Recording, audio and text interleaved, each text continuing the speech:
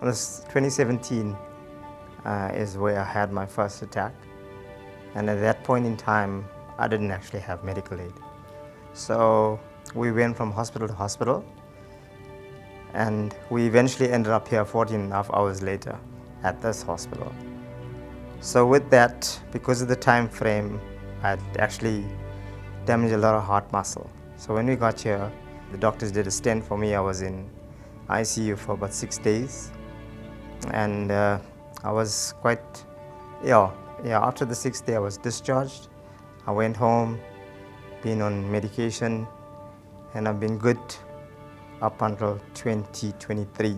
January last year, I actually started to take a little bit more ill. So we came in, doctor had seen me, and then he advised that I should put in a ICD. I was in the priority list for a heart transplant, but unfortunately for me, nothing had actually been available that was compatible to me. And last year, 2024, November, it basically just came crashing down on me. I eventually decided at that time that I'm gonna opt for the LVAD because I was obviously losing time. So that's what convinced me that I needed to opt for something to pretty much save myself. So yeah, we discussed it as a family, and I've opted to actually go that route there. There's a huge improvement. I haven't had any of the battle. Initially, I thought that with all the gear that the LVAD comes with, it's going to be a huge challenge, but nothing compared to the challenges that I've faced previously. With regards to the staff at the ICU, most of them had actually known me, and they've treated me very, very well since then. I've actually commended a lot of them with the manner in which they treated me, the respect that they've given me. They had given me a lot of support, a lot of comfort, a lot of strength. They've encouraged me, and quite honestly, that has helped me a lot. Well, I used to lie in hospital and think about the things that I couldn't do, that I should have done and I can do, and God has actually granted me that. I'm gonna live life like it's my last day every day and do as much as I can. Well, I actually had 2 heart attacks in 2010, about 4 months apart. In 2019, I had a second heart attack. January 2023, I started having chest issues, battling to breathe, couldn't lie down. Went to the cardiologist. They said they need to drain all the fluid, and then they discovered that there's also a little bit of kidney failure as well. Then in June that same year, 2023, I went back to hospital. The doctor then just advised me that you are having cardiac failure, and if I've ever considered a heart transplant. And it came as a shock because I wasn't prepared for that type of a news. On the 10th of April, I received my new heart. Within 2 weeks after being released from hospital, the transformation and the energy and everything it gave me was just unbelievable. It's a completely different person. All I want to say is thank you to Lenmed, Cindy, the transplant team, everyone that supported me, that helped me, the theatre team, the doctors, everyone. It's just unreal. I have hereditary high cholesterolemia. I've had a few heart attacks throughout my life. In 2020, I went into heart failure and spent the next 3 years in and out of hospitals. I was transferred for heart transplant, and because of my size and other incompatibilities, a heart could not be found, and I received an LVAD as a bridge to transplant therapy. And I've now had the LVAD for a year and functioning normally. The LVAD has basically changed my life. Small things in life matters. Heart failure is quite, I don't know how to put it, but it's terrible, man. And just a world of respect for Lenmed Hospital. I was well looked after. and well informed. Everything went smoothly, and they prepared me so well that when I went in for surgery, there was no worries. I already knew what was happening and what was going to happen. Full recovery took about 4 to 5 months, where I felt confident that I could resume everyday activities, just like a normal person. If it wasn't for being attached to a battery pack, there's no other side effects. LVAD is truly life-saving technology. I mean, it's compatible with everyone, and it's there for those people that need it during times when there's no other option. Eventually, there's probably transplant in my future, but for now, I'm quite happy. Like, I'm living life with it, and I've adapted to it. Great respect for Lenmed Hospital. It saved my life. LVAD is life-saving technology. Previously, if there wasn't a heart available, people would pass away. Now there's an option. Really nothing to fear there. As I say, when you turn 40, life begins. But for me, due to the chronic nephritis, my kidney function went to probably about 6%. And I was told I need to go on dialysis. I never accepted it. I said, no, this can't be me. Like, you know, I love sports, I played sports, and I'm fit, I'm young. Complete denial.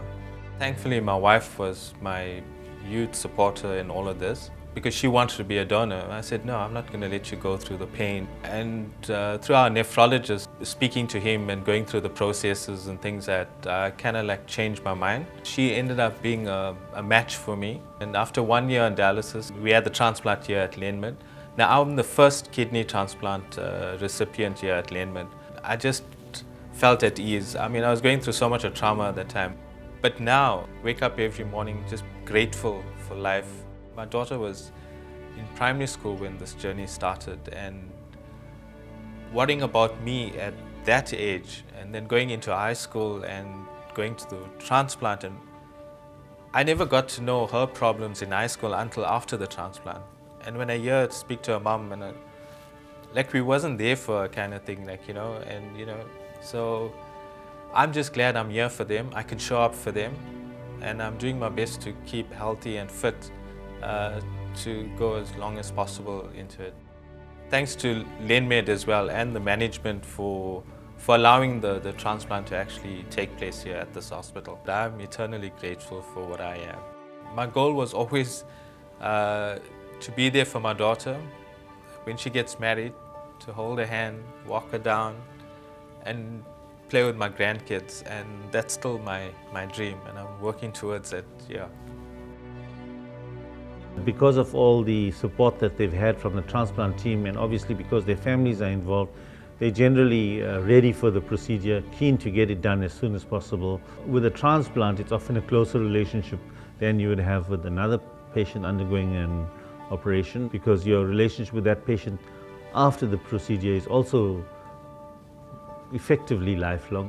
The heart transplantation is the best treatment for intractable cardiac failure, as it offers a perfectly normal life, albeit with some restrictions.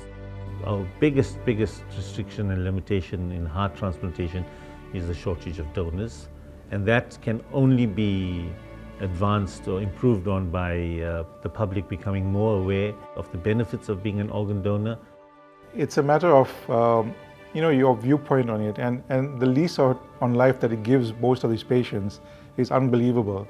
From being stuck in a bed, not being able to get up and walk 2 steps, to being able to get back to work and lead a relatively normal life, albeit that you have a little pump and a couple of batteries attached to you. But it makes such a change, and it's just the mindset of a lot of people need to change with regards to it as well. And you develop a bond, and it's a lot of trust from their side onto us as well. So we try and do our best for them. We do get emotionally involved with them as well, because obviously you want them to be well for a long period of time. And that guides whatever we do in terms of our treatment for the patients. Transplant is still the best modality of treatment, but unfortunately in South Africa we have our limitations with regards to that. And this is a very good way of helping people, and What we see in overseas, people that have LVADs 15 years, even some that have it for longer, and they relatively stable for a long period of time. So LVAD has given us a modality of treatment that is more freely available and it's more accessible to a lot more of our patients. So and it's giving them a lifeline, a new lease on life, and hopefully an extended lifespan as well. Being transplant listed doesn't mean that you have to do the transplantation, but it opens up other avenues or accesses other means of therapy that can assist the patient as well. The most important thing is to pick up the problem early on and to know when a patient is decompensating or running into trouble. And this is the most difficult part that we find at the moment. After they have had the surgery, being in ICU is an extremely traumatic event. There are many things that they have to negotiate that no matter how well we have prepared them as a team, they are not prepared for. So being in that space of having complete lack of control, complete dependence on other people. So it's about helping them find their strength, their motivation. Sometimes it's about teaching them new skills on how to progress through that, also assisting their families on how to support them going through their experience. For some of them it was a glass ceiling. They were preparing to die while fighting to live. Now they are able to live, so what does this look like for me? Where am I going from here? So it would be to have new plans, to look at new things, and the goal is to really get them to reintegrate to life as if they had not had a transplant or an LVAD, but still being aware that they are a cardiac patient and have certain things in their lifestyle that they need to adjust and manage as a patient. Many of these patients are facing end-stage organ failure. Maxed out their treatment, there's no other option for them. Nothing beats seeing the extra days of families expanding, becoming grandparents, seeing their children married or graduate. It's the best thing ever.